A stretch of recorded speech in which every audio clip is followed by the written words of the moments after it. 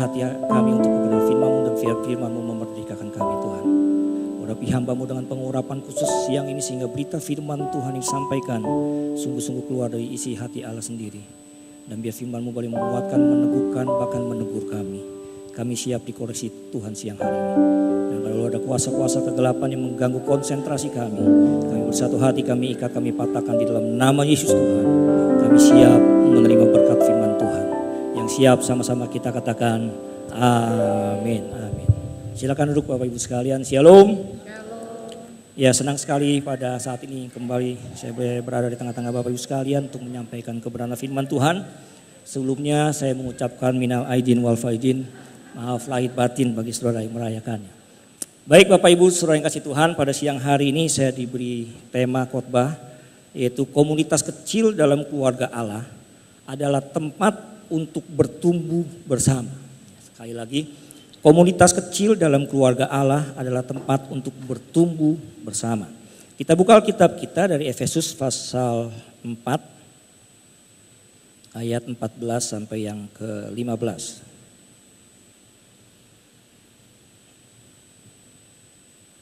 Efesus pasal 4 ayat yang ke-14 sampai yang ke-15. Yang sudah dapat katakan ahem. Ya, saudara boleh buka Alkitab saudara. Ya. Efesus 4 ayat 14 sampai 15. Sehingga kita bukan lagi anak-anak yang diombang-ambingkan oleh rupa-rupa angin pengajaran, oleh permainan palsu manusia dalam kelicikan mereka yang menyesatkan. Tetapi dengan teguh berpegang kepada kebenaran di dalam kasih kita, bertumbuh di dalam segala hal ke arah Dia, Kristus yang adalah kepala. Nah, saudara Tuhan, di dalam ayat yang ke-15 tadi dikatakan ayat 15a, tetapi dengan teguh berpegang kepada kebenaran di dalam kasih kita, bertumbuh dalam segala hal ke arah Dia, Kristus yang adalah kepala. Jadi jelas Bapak Ibu saudara Tuhan, di dalam ayat ini ya Allah ingin kita bertumbuh. Sama-sama katakan Allah ingin kita bertumbuh. Bertumbuh saudara Tuhan serupa dengan Kristus kata firman Tuhan dalam segala hal. Sehingga di dalam ayat yang ke-14a di situ dikatakan sehingga kita bukan lagi anak-anak yang diombang-ambingkan oleh rupa-rupa angin pengajaran, oleh permainan palsu manusia dalam kelicikan mereka yang menyesatkan. Jadi jelas di dalam ayat ini saudara Tuhan kita tidak dimaksudkan ya untuk tetap sebagai anak-anak. Sekali lagi, kita tidak dimaksudkan untuk tetap sebagai anak-anak. Jadi Allah ingin kita semua orang-orang yang percaya kepada Dia bertumbuh. Amin. Tuhan ingin kita bertumbuh. Nah, Bapak Ibu Saudara yang dikasih Tuhan, tujuan Bapa surgawi ya, ialah agar ya saudara dan saya menjadi dewasa. Ya, menjadi dewasa dan mengembangkan karakteristik yang dimiliki oleh Yesus Kristus. Ya. Nah, Bapak Ibu Saudara yang kasih Tuhan, ya, sayangnya ya, ada banyak orang Kristen Saudara kasih Tuhan. Ya. Ada jutaan orang Kristen. Ya. Mereka bertambah tua, tetapi mereka tidak bertumbuh.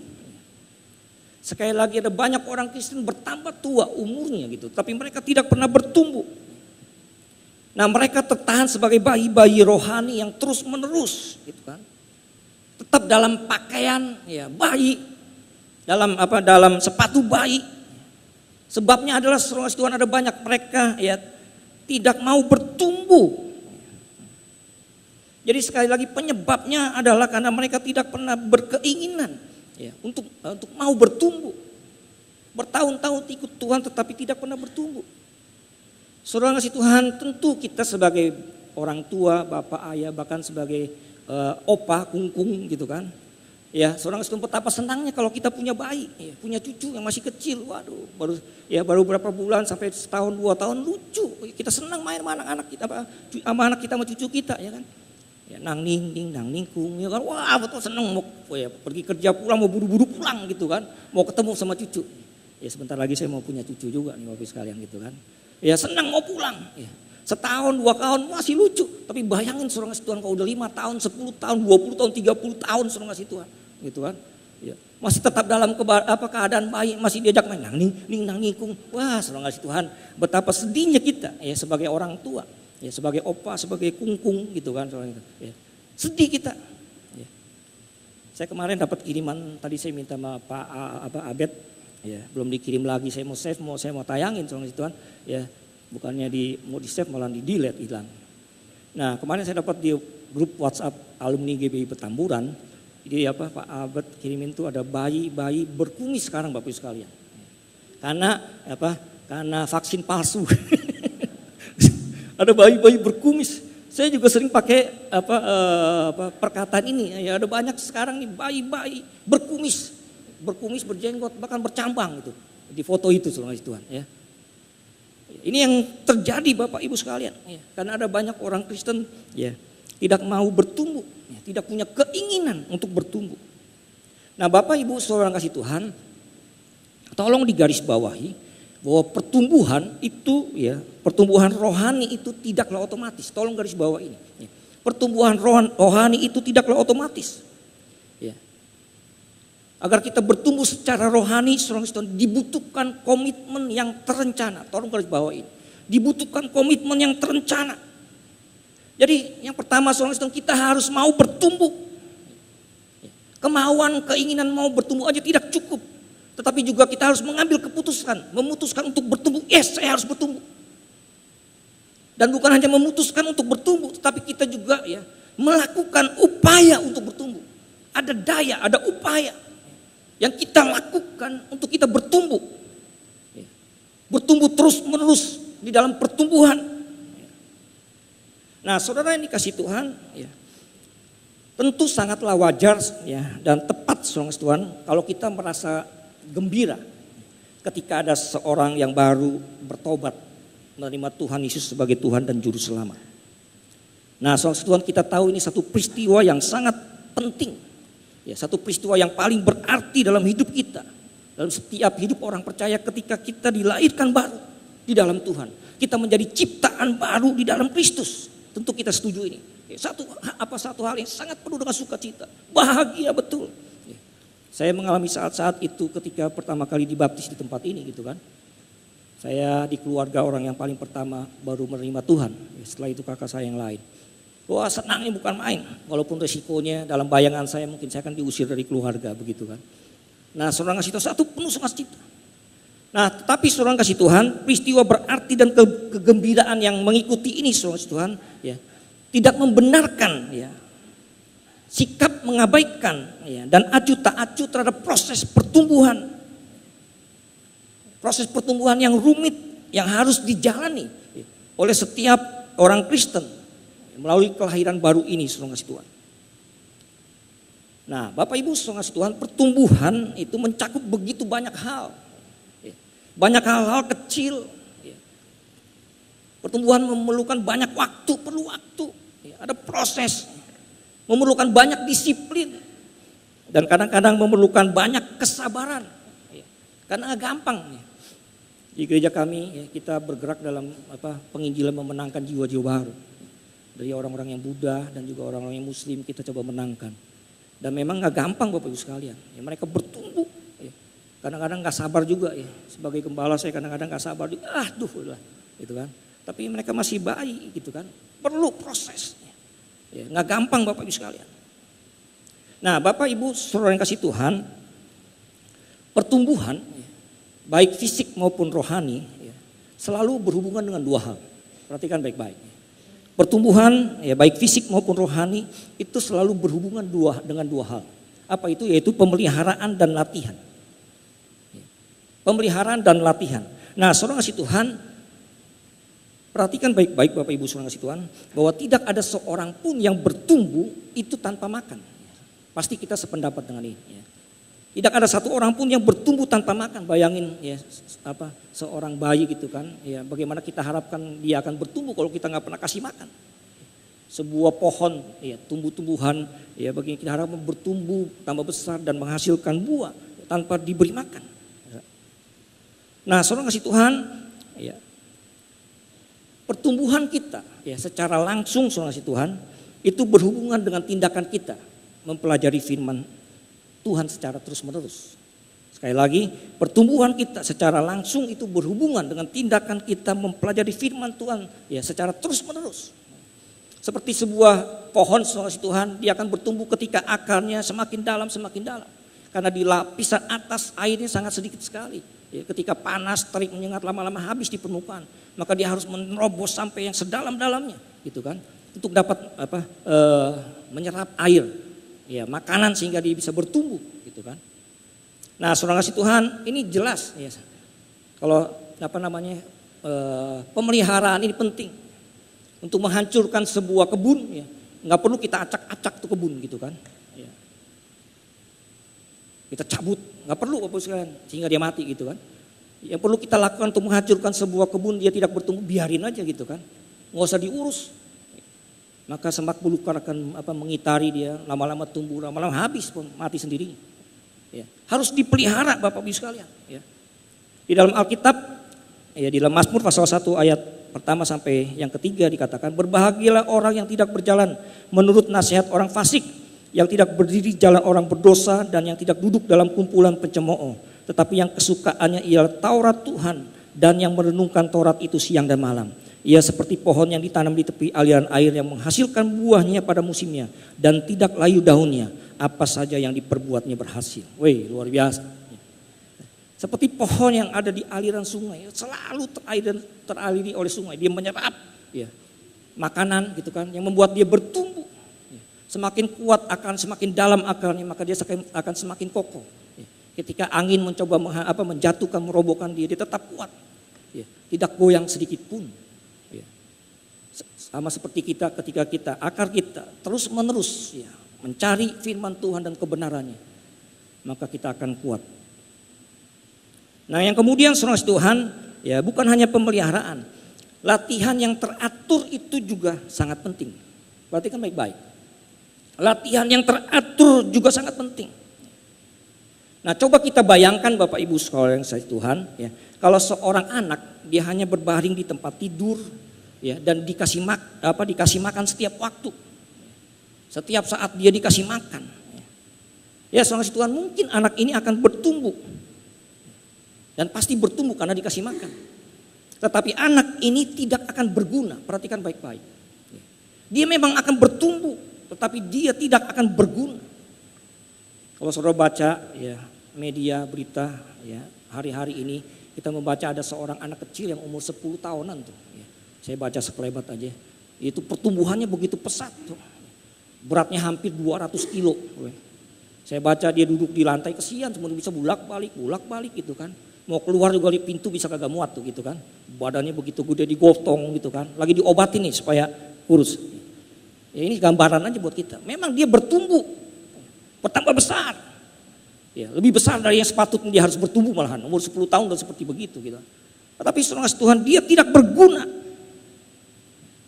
Nah, Bapak Ibu saudara kasih Tuhan, sebaiknya saudara kasih Tuhan, ya, kita, ya, juga mau belajar dan bergerak.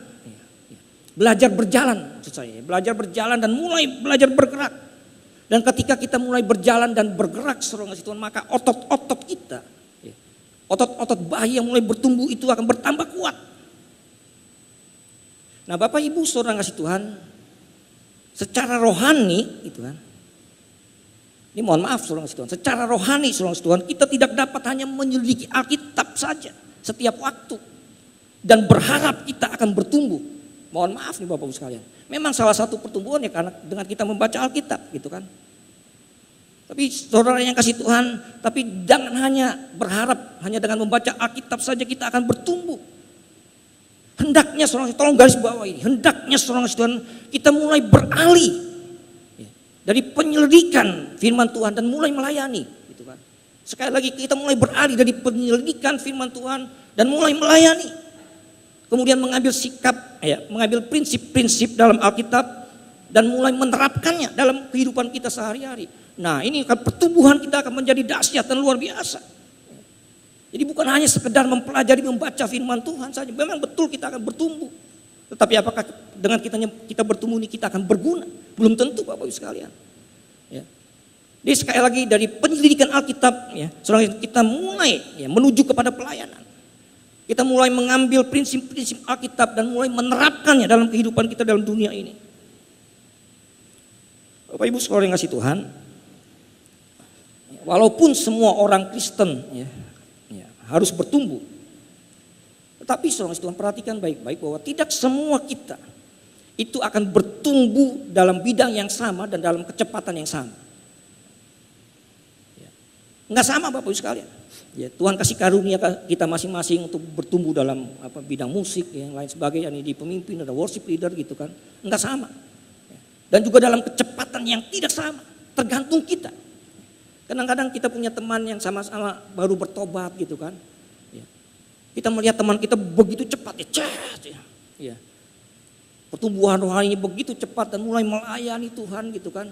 Kita bisa melihat buah-buahnya, sementara kita mungkin ya masih belum apa-apa. Bahkan masih mau diayomin terus seperti bayi-bayi yang selalu dikasih perhatian begitu Bapak Ibu sekalian. Yang sebetulnya kita mesti lebih dewasa lagi, lebih tinggi lagi, lebih dewasa lagi. Nah ini bisa saja terjadi Bapak Ibu sekalian. Dan ada banyak hal, ada beberapa sarana yang Tuhan pakai ya, untuk membuat kita bisa ya bertumbuh. Saya catat ada beberapa hal ya. Tuhan memberikan kita bermacam-macam sarana, antara lain ya dengan doa dan membaca Alkitab pribadi. Betul, kita akan ya punya ketika kita punya waktu ya untuk membaca Alkitab, saat teduh bersama dengan Tuhan, mempunyai jam-jam doa ya. Kita bersama dengan Tuhan, maka kita akan mulai bertumbuh. Kemudian sarana lain yang Tuhan pakai adalah ya ketika kita mengalami ketenangan dan keteduhan. Ketika Tuhan memimpin kita, menyertai kita, Dia menolong kita, ya, kita mengalami pertolongan-pertolongan Tuhan, mujizat Tuhan, betapa senangnya kita. Dari pertolongan hal yang kecil sampai yang besar, kita penuh dengan sukacita. Iman kita mulai bertumbuh. Tapi ada juga Bapak Ibu saudara kasih Tuhan, ya, ada banyak orang Kristen mulai bertumbuh pesat, apalagi ketika mereka sedang menghadapi penderitaan ya, dan masalah dalam hidupnya. Bapak Ibu sekalian, hendaknya kita tidak takut. Ya, dan pesimis ketika kita sedang menghadapi penderitaan dan masalah dalam hidup kita. Karena sering kali saudara kasih Tuhan, penderitaan dan masalah yang kita hadapi itu ya membuat kita akan naik level, naik tingkat.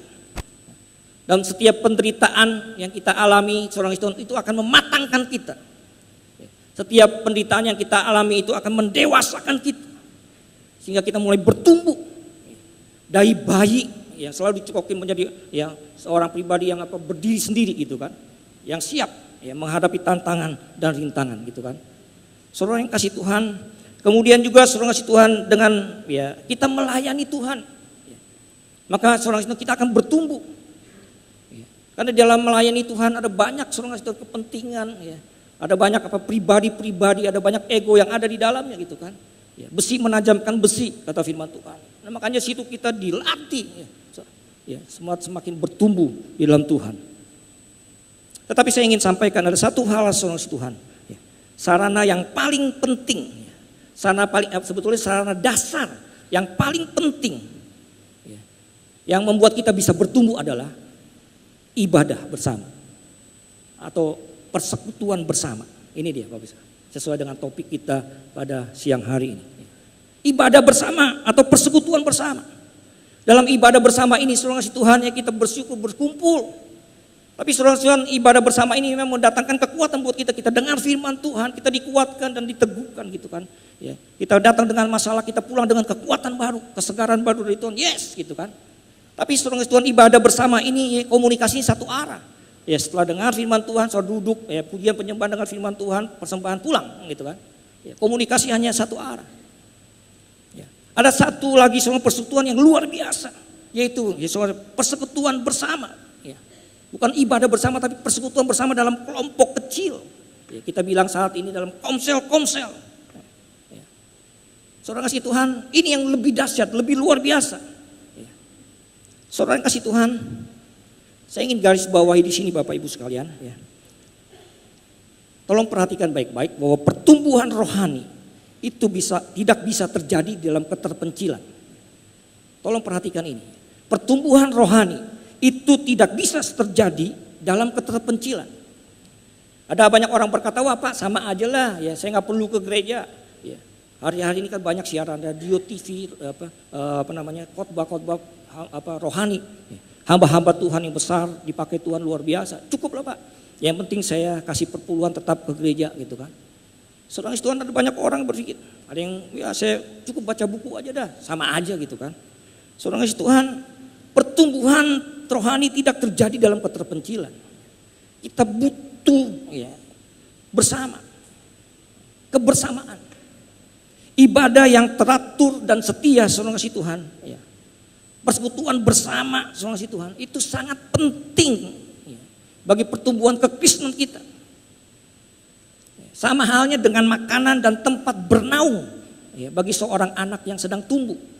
Jadi bukan kalau selama ini saudara mungkin nonton di TV hanya sekedar makanan saja.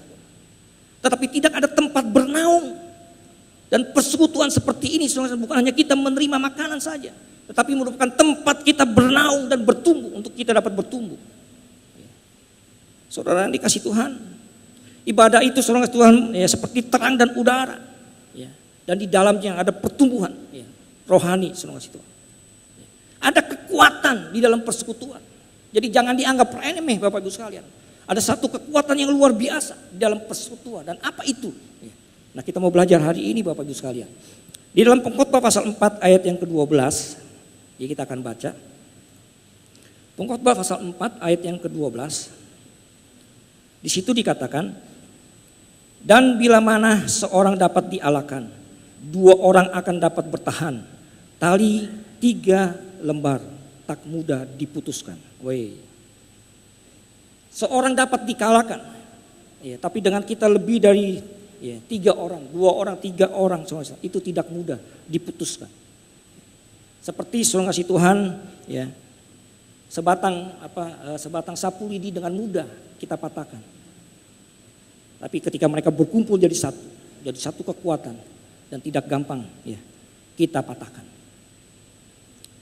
Bapak Ibu saudara kasih Tuhan, di tahun 1967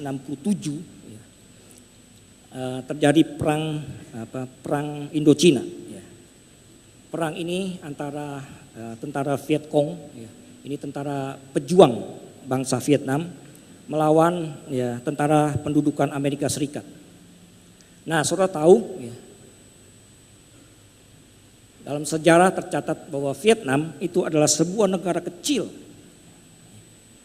yang merupakan satu-satunya negara yang tidak bisa dikalahkan oleh Amerika. Kalau kita nonton film Stallone kan, Sylvester Stallone, Rambo gitu kan. Kayaknya super banget dia. Dengan sendiri bisa ngacak-ngacak Vietnam gitu kan. Tetapi kenyataannya tidak demikian Bapak Ibu sekalian. Beberapa tahun yang lalu saya berkesempatan mengunjungi Vietnam dan dibawa ke tempat salah satu tempat perjuangan orang-orang tentara Viet Cong ini. Jadi mereka bikin inian di dalam tanah gitu kan. Dan mereka cerita itu film bohong itu gitu kan. Justru tentara Amerika nih ocar-kacir di sini, frustasi banget. Kalau selalu perhatikan tentara-tentara Amerika yang veteran perang Vietnam itu stres semua. Betul. Mereka ada di bawah ketika pokoknya saya sampai ke bawah ke lorong-lorong tuh. Sama senjata-senjata yang tradisional. Padahal Amerika dengan dengan perlengkapan perang yang menunjukkan bahwa dia negara adidaya gitu kan, perlengkapan perang yang luar biasa, tetapi mereka tidak bisa mengalahkan Vietnam saudara kasih Tuhan. Dan saudara tahu ada banyak serdadu Amerika yang berhasil ditangkap oleh pasukan Viet Cong. Dan akhirnya mereka ditempatkan di dalam sebuah sel besar. Di dalam sel besar sama-sama mereka mendapatkan penyiksaan yang hebat dalam sel itu, dan mereka mendapat penjagaan yang super ketat. Nah, saudara kasih Tuhan, namun tahukah saudara, selama para tawanan itu disatukan dalam sel yang besar, saudara kasih Tuhan, hanya sedikit saja dari tentara Amerika itu yang tewas. Nah, setelah diselidiki Bapak Ibu saudara kasih Tuhan, ternyata selama mereka berada di dalam sel yang besar, para serdadu Amerika itu saudara kasih Tuhan, mereka saling menguatkan, mereka saling menghibur, mereka saling meneguhkan satu dengan yang lain. Mereka menjadi satu keluarga. Dan bagaimana mereka bisa keluar atau bagaimana mereka ketika keluar dari tempat itu merupakan satu penghiburan bagi mereka. Dan ini yang sering dibicarakan antar mereka. Sehingga akhirnya saudara kasih Tuhan mereka punya pengharapan. Dan inilah yang membuat mereka akhirnya bisa bertahan hidup dalam penyiksaan yang begitu berat saudara kasih Tuhan.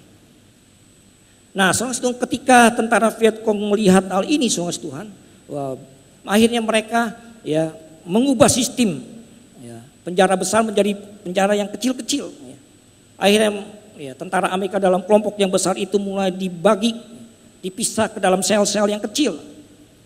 Nah, dengan mereka dipisah ke dalam sel-sel yang kecil, saudara Tuhan, maka akhirnya komunikasi antar mereka menjadi terputus. Dan akhirnya saudara Tuhan, mereka melihat dalam beberapa hari saja, saudara Tuhan, mereka melihat tentara Vietcong, melihat bagaimana ya pasukan Amerika satu demi satu mulai mati, mulai tewas, mulai gugur, saudara Tuhan. Nah, perhatikan baik-baik Bapak Ibu, saudara Tuhan. Kesendirian ya, ternyata itu menjadi bentuk penyiksaan yang jauh melebihi dari deraan fisik. Sekali lagi, kesendirian ternyata menjadi bentuk penyiksaan yang jauh lebih berat dari deraan fisik. Dipukul, dicambuk, dianiaya, mereka masih tetap kuat. Tetapi ketika mereka dalam kesendirian, ketika mereka terputus komunikasi satu dengan yang lain, itu yang membuat mereka tidak tahan. Dan akhirnya satu persatu, saudara Tuhan, ya mereka mulai tewas, mati. Nah, Bapak Ibu saudara kasih Tuhan, perhatikan baik-baik, hari-hari ini musuh kita si iblis itu, ya, dia sangat menguasai strategi ini, saudara. Ya. Dan umat Tuhan saudara Tuhan saat ini, ya, kita hidup di dalam akhir zaman, mestinya saudara Tuhan kita sebagai umat Tuhan kita mulai merapatkan barisan kita, ya, bergandengan tangan agar kita bisa mampu bertahan melawan serangan gencar dari si jahat ini. Dan semakin dekat menjelang hari penghakiman, saudara Tuhan, hari penghukuman bagi si jahat ini, maka iblis, saudara Tuhan, dia selalu melancarkan ya, serangan yang lebih ya, dahsyat lagi untuk memecahkan umat Tuhan. Dan firman Tuhan berkata dengan jelas di dalam Ibrani pasal 10 ayat 25, mengingatkan kita semua orang percaya agar kita semua tidak menjauhkan diri dari pertemuan-pertemuan ibadah, tapi justru kita harus semakin giat ya, menjelang hari Tuhan yang semakin dekat itu. Dan kalau kita mau belajar, saudara Tuhan, dari gereja mula-mula, saudara Tuhan, bagaimana gereja jemaat Tuhan dalam gereja mula-mula, saudara Tuhan, mereka memiliki persekutuan yang kuat. Alkitab mencatat mereka bertekun dalam pengajaran, mereka selalu berkumpul, mereka memecahkan roti dan berdoa. Dan di dalam persekutuan itu mereka bertumbuh. Saudara yang kasih Tuhan, persekutuan merupakan tempat di mana para anggotanya bisa saling menguatkan satu dengan yang lain, saling mendoakan, saling mengoreksi. Dan firman Tuhan berkata 2-3 orang berkumpul, Tuhan berkenan hadir di situ. Tuhan hadir dalam persekutuan kita. Nah, oleh sebab itu saudara kasih Tuhan, kita perlu menghargai seluruh pertemuan-pertemuan ibadah kita. Dan juga persekutuan komsel ya, di tempat ini, saudara kasih Tuhan, agar kita bertumbuh. Kita bisa bertumbuh di sana. Seperti sapu lidi tadi yang saya katakan, ya, satu saja dia bisa dipatahkan dengan mudah. Tetapi ketika sapu lidi ini, saudara kasih Tuhan, dikumpulkan, dia menjadi menjadi batangan lidi yang kuat, yang tidak gampang dipatahkan begitu saja. Saudara yang kasih Tuhan, tahun 80-an ketika saya kuliah, saat itu di kampus mulai dikenalkan kelompok PA, pendalaman Alkitab yang namanya kelompok tumbuh bersama. Saya mulai masuk di dalamnya, ya, para mahasiswa ya satu angkatan, bahkan ada yang lebih tua sedikit, kita berkumpul menyelidiki Alkitab. Saudara kasih Tuhan, saya merasa saat itu saat-saat di mana saya mulai bertumbuh, ya, bertumbuh dengan pesat dalam tanda kutip, ya, di dalam pertumbuhan rohani saya. Ya, kerinduannya selidiki Alkitab. Kita beli buku-buku PA, saat itu masih jarang Bapak sekalian, ya, jarang. Dan akhirnya kita ya bikin PA sendiri, gitu. Dengan pertanyaan-pertanyaan pembantu kita mulai bikin pertanyaan-pertanyaan sendiri. Oh, kalau udah mau KTB, udah mau mulai PA itu sekitar 6 sampai 7 orang maksimal. Ya, lebih dari itu pertemuan udah gak efektif lagi. Nah, saudara Tuhan berkumpul situ, semangat. Dan ada semangat 45 ini, ya saya bawa ke gereja ini di GBI Petamburan, khususnya di remaja Betel Petamburan. Saya mulai perkenalkan ini kepada anak-anak remaja pada saat itu, dan saya mulai ya bentuk beberapa kelompok. Ya. Awalnya, nah kelompok itu saya pisahkan, Yang pertama mereka selevel gitu kan, supaya ya mereka bisa berdiskusi dengan level yang sama. Kemudian saya pisahkan lagi ada orang-orang yang alim, ya, ahli-ahli Taurat gitu kan, yang saya bisa lihat sebagai pembina kan saya bisa anak-anak yang alim, yang kelihatan rohani, ahli-ahli Taurat saya kumpulin dari satu grup gitu kan. Kemudian yang badung-badung, ya pokoknya yang badung-badung dalam tanda kutip, saya kumpulin lagi satu grup gitu kan. Nah, saudara kasih Tuhan, kita mulai belajar firman. Kita belajar firman, ya kita mulai mempraktekkan ya firman Tuhan, apa yang kita pelajari saudara kasih Tuhan. Nah, kemudian berkembang lama-lama kita mulai berbagi gitu kan. Ya. Kita mulai mendengar apa yang menjadi permasalahan dan keluhan dari anak-anak ini. Saudara kasih Tuhan, dan kita satu sama lain mulai berempati. Dan akhirnya kita layaknya seperti satu keluarga.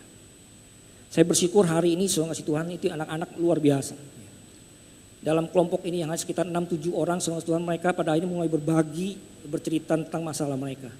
Dan saya ajak mereka untuk komit, untuk tidak membocorkan apa yang teman kita sudah utarakan.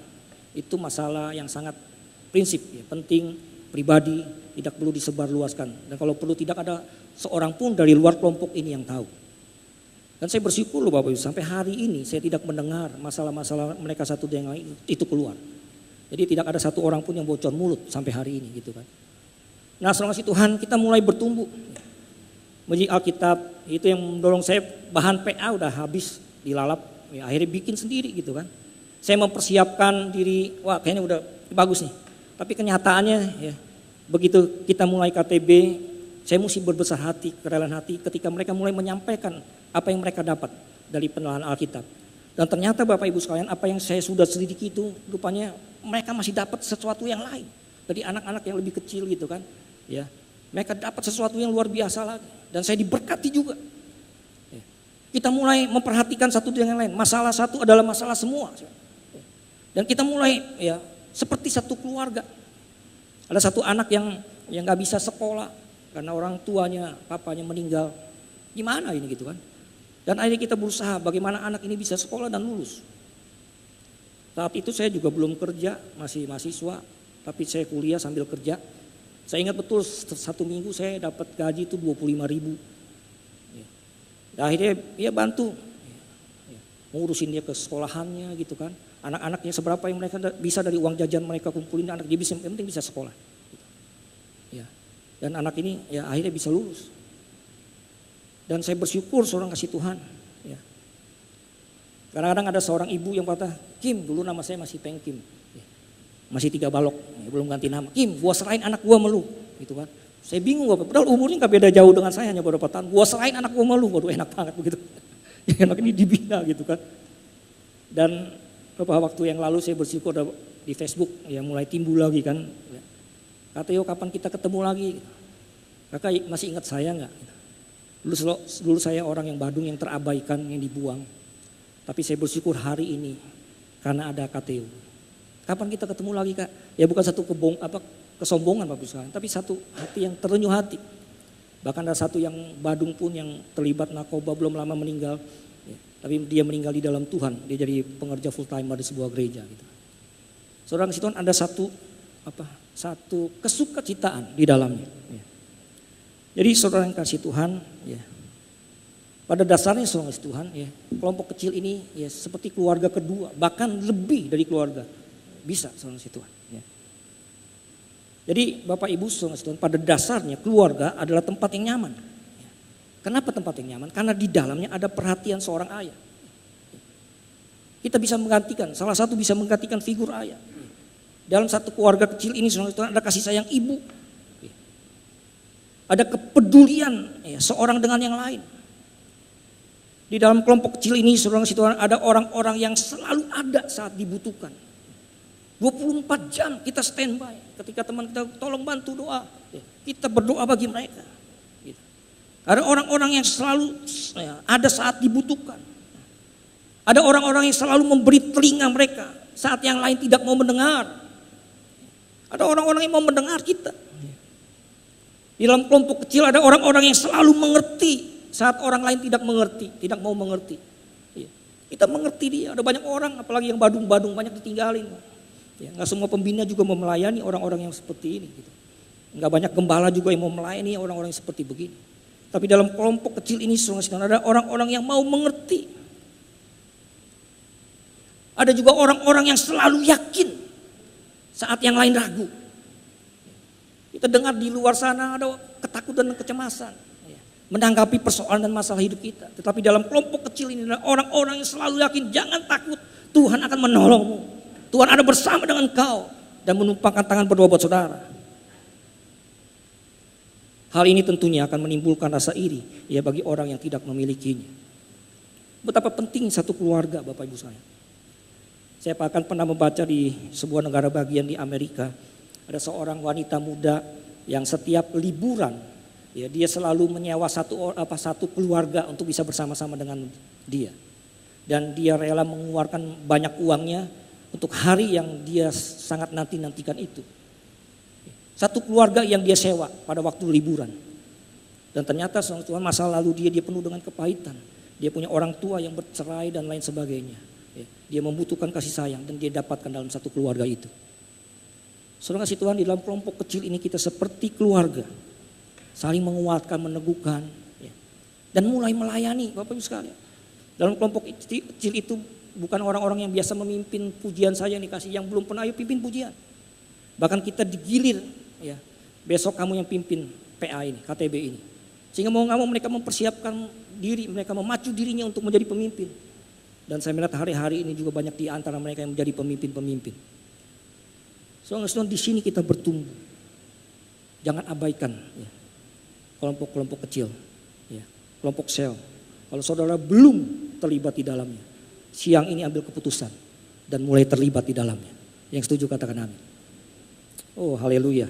Saudara ngasih Tuhan, jadi jelas kita dipanggil untuk bertumbuh menjadi serupa dengan Kristus.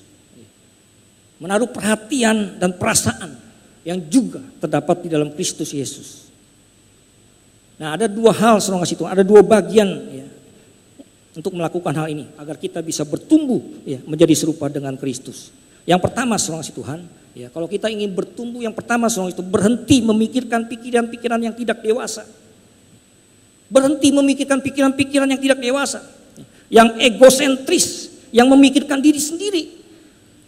Di dalam 1 Korintus pasal 14 ayat 20 di situ dikatakan, saudara-saudara janganlah sama seperti anak-anak dalam pemikiranmu, tetapi dewasa dalam pemikiranmu. Ya, Allah tidak ingin Tuhan kita menjadi anak-anak terus dalam pemikiran kita, tapi Dia ingin kita menjadi dewasa.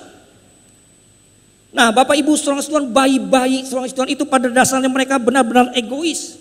Ya, bayi-bayi kalau kita perhatikan mereka hanya memikirkan diri mereka sendiri, mereka hanya memikirkan kebutuhan mereka sendiri. Bayi-bayi Tuhan, ya, mereka tidak mampu memberi, mereka hanya bisa menerima. Saudara kasih Tuhan, ini adalah cara berpikir yang tidak dewasa. Dan sayangnya Bapak Ibu Saudara kasih Tuhan, hari-hari ini Saudara kasih Tuhan ada banyak orang Kristen Saudara kasih Tuhan, ya, yang tidak pernah bertumbuh ya, melebihi jenis pikiran yang seperti ini. Alkitab berkata dengan jelas Saudara kasih Tuhan bahwa cara berpikir yang mementingkan diri sendiri itu adalah sumber dari perilaku yang berdosa. Dalam Roma pasal 8 ayat kelima dikatakan, sebab mereka yang hidup menurut daging memikirkan hal-hal yang dari daging, mereka yang hidup menurut roh memikirkan hal-hal yang dari roh. Nah yang kedua saudara kasih Tuhan, bagaimana kita bisa bertumbuh? Kita mulai berpikir secara dewasa. Berpikir secara dewasa adalah yang memusatkan perhatian dan pikiran kita kepada orang lain, bukan kepada diri kita sendiri. Di dalam 1 Korintus pasal 13 ayat 11 saya bacakan buat saudara. Ketika aku kanak-kanak, aku berkata seperti kanak-kanak. Aku merasa seperti kanak-kanak. Aku berpikir seperti kanak-kanak. Sekarang sesudah aku menjadi dewasa, aku meninggalkan sifat kanak-kanak itu. Dari pembacaan ini kita melihat bahwa Paulus menyimpulkan bahwa memikirkan orang lain itu adalah merupakan tanda kedewasaan. Jadi kalau kita hari ini kita hanya masih memikirkan kepentingan diri kita sendiri untuk kita sendiri, kita masih anak-anak. Simpel aja Bapak sekalian. Tapi kalau kita mulai memikirkan orang lain saudara kasih Tuhan, itu adalah tanda kedewasaan. Ada banyak orang hari-hari ini saudara kasih Tuhan mengira bahwa kedewasaan rohani ya diukur ya, dengan jumlah informasi dan doktrin Alkitab yang mereka ketahui. Saudara kasih Tuhan, memang pengetahuan itu perlu. Ya. Pengetahuan kita tentang Alkitab memang itu salah satu ukuran kedewasaan. Tapi itu bukanlah segalanya. Perhatikan baik-baik, itu bukanlah segalanya. Kehidupan Kristen saudara itu jauh melebihi dari sekedar pengakuan dan keyakinan kita. Bukan hanya sekedar itu. Kehidupan Kristen saudara meliputi perilaku dan karakter. Jadi saudara kasih perbuatan-perbuatan kita itu harus konsisten ya, dengan pengakuan iman kita. Dan keyakinan kita itu saudara kasih Tuhan harus didukung dengan perilaku yang serupa dengan Kristen, dengan Kristus. Saudara kasih Tuhan ini jelas. Jadi saudara kasih Tuhan, kekristenan itu bukanlah sebuah agama atau sebuah filsafat. Tapi kekristenan itu adalah sebuah hubungan dan gaya hidup. Inilah saudara Tuhan yang Tuhan inginkan, gaya hidup yang memikirkan orang lain seperti apa yang Yesus pernah lakukan saudara Tuhan. Dia tidak memikirkan dirinya sendiri. Alkitab berkata dengan jelas dalam Roma pasal 15 ayat 2 sampai 3, di situ dikatakan setiap orang di antara kita harus mencari kesenangan sesama kita demi kebaikannya untuk membangunnya, karena Kristus juga tidak mencari kesenangannya sendiri. Ya. Jadi saudara Tuhan, ya, Tuhan Yesus memberikan contoh kepada kita bagaimana dia tidak mementingkan dirinya sendiri. Dari mulai pengutusan dia ke dalam dunia ini jelas untuk menebus dosa orang, menebus dosa umat manusia. Dan kalau selalu perhatikan dalam perjalanan hidupnya dari dia mulai melayani ya, sampai detik-detik terakhir ya, dia mau disalibkan. Ya, hati dan pikirannya itu tetap ya, kepada orang lain, kepada jiwa-jiwa yang perlu diselamatkan. Bahkan setelah dia bangkit, ya, dia bangkit dan dia mau naik ke surga. Sebelum dia naik ke surga, dia masih pun memikirkan kita, orang-orang yang berdosa ini, ya, agar kita semua bisa diselamatkan. Wah, saudara, ini satu hal yang begitu luar biasa. Jadi Bapak Ibu saudara Tuhan, memikirkan orang lain itu adalah inti dari keserupaan, dari keadaan serupa dengan Kristus. Dan saudara, bukti terbaik dari pertumbuhan rohani kita. Simpel aja. Ya. Kita bisa cross check hari ini kehidupan rohani kita. Kalau kita masih mementingkan kepentingan ini. Dikit-dikit ngambek, perlu diperhatiin terus. Ya udah 20 tahun ikut Tuhan, udah melayani Tuhan, masih mau diayomin terus, saudara masih bahaya. Tapi kalau saudara mulai memikir, oh ya, ini mah biasa lah. Mengalah dan mulai memperhatikan orang lain, membangkitkan orang lain, itu tanda-tanda kedewasaan. Amin. Sebelum saya tutup firman Tuhan ini, kita akan lihat sedikit film.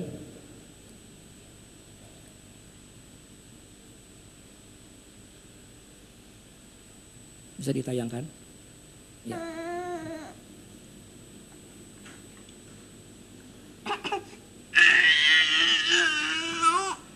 Ya, bisa dibesarkan suaranya.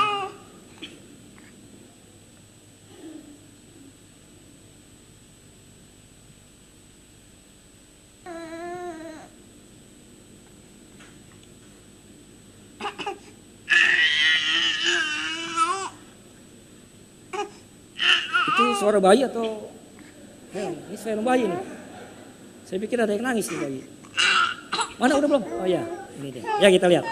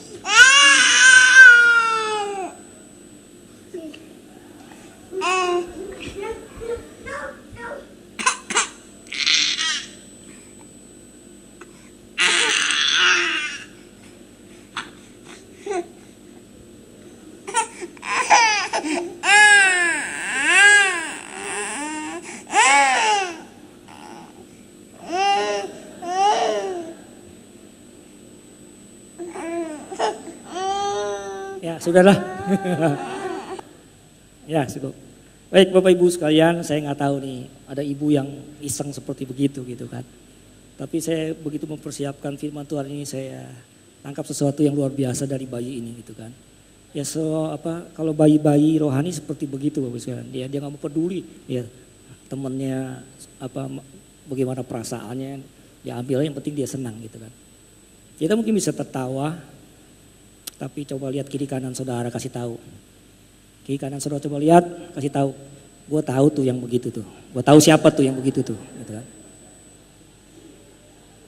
Haleluya. Saya percaya kita semua yang hadir saat ini mau bertumbuh di dalam Tuhan. Saya berdoa tidak ada bayi-bayi yang rohani yang berkumis dan berjenggot di tempat ini. Makanya saudara harus bertumbuh.